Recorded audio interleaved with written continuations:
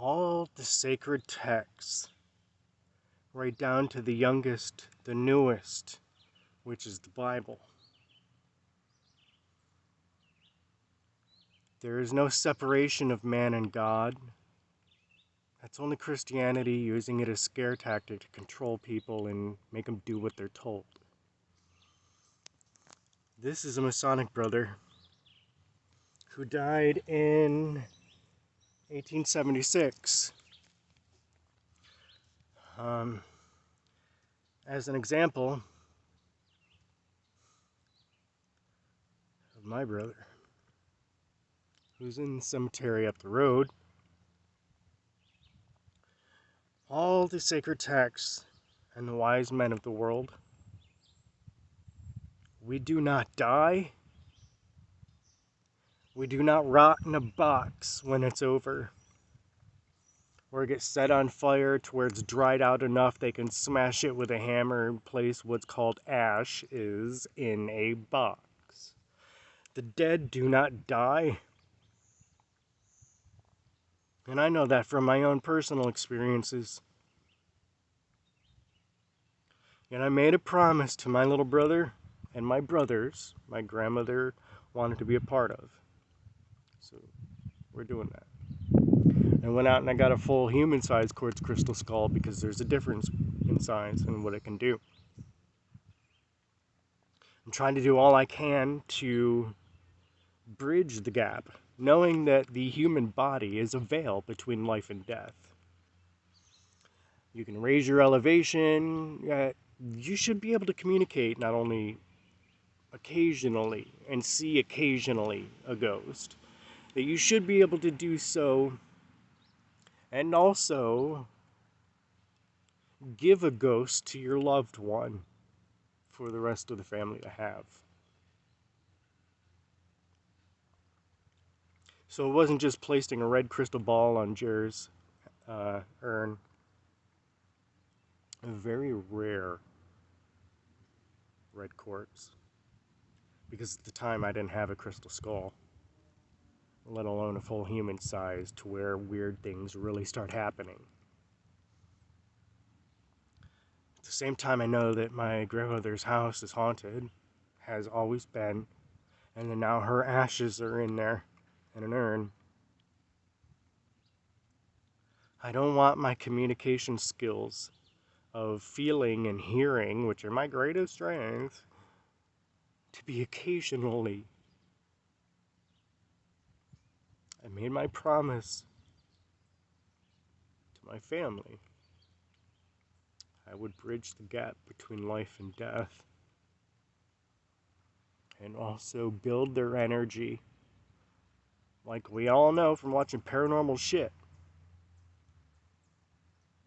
you can give them enough battery source to manifest from energy field into an apparition and from apparition into a ghost.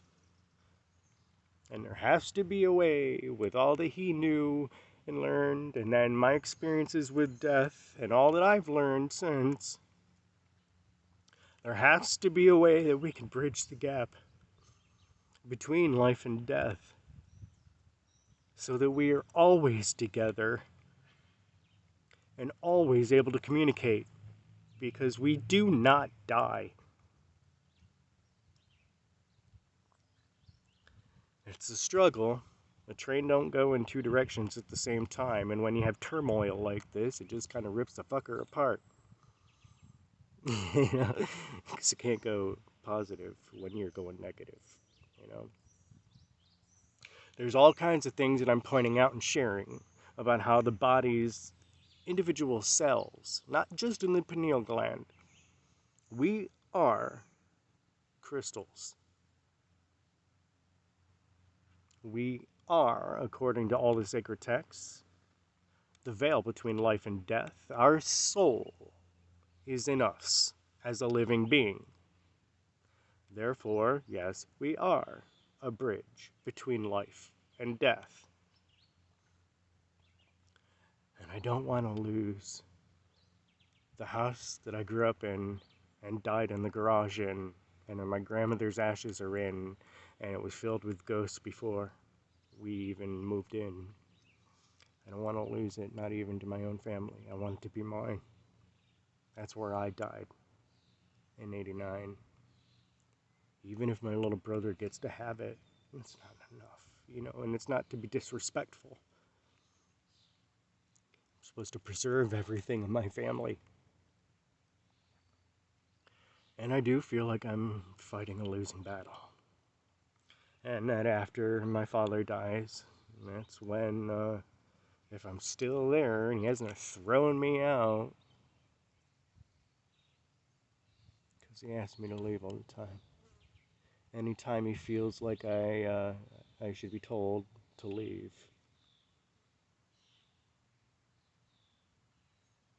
I care more about my family than my family has ever or will ever care about me.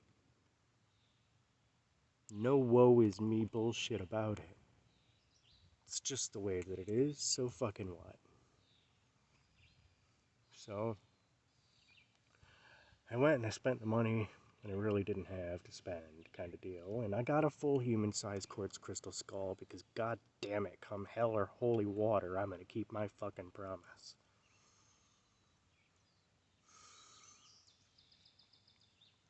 I just don't know how. Taking all of the sacred texts and all the knowledge, and then with my own knowing that we don't die. I don't know how to do. I don't know how to fulfill my promise to my brothers and give a ghost. Not just for me and my family, but for everyone else. Yet I know I just need it done. And I don't want to just occasionally sense and occasionally hear. So that's where Angelo comes in, and I can amp that shit right up to the max, man.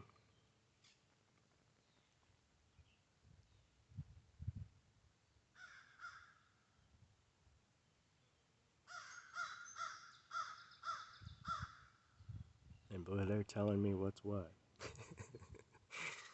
I just need to learn their communication so I can hear what they're telling me. You can hear it. I hear you, baby. I know, I just don't know what you're saying, but I can hear you. You're telling me what's what, baby.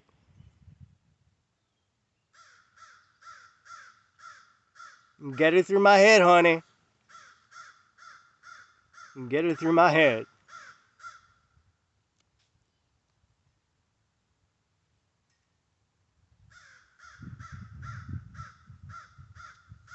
Isn't that beautiful? Here I am having all this internal struggle shit. Well, I'm in a cemetery, one of my favorites. Sitting with a Masonic brother.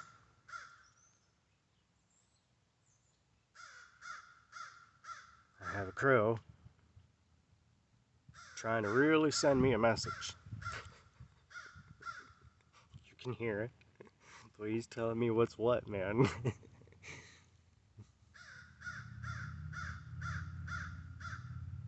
I love you.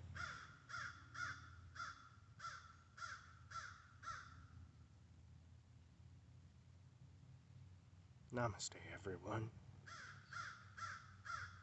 May God bless you all. And if you don't feel like you're being blessed, you're not listening to yourself.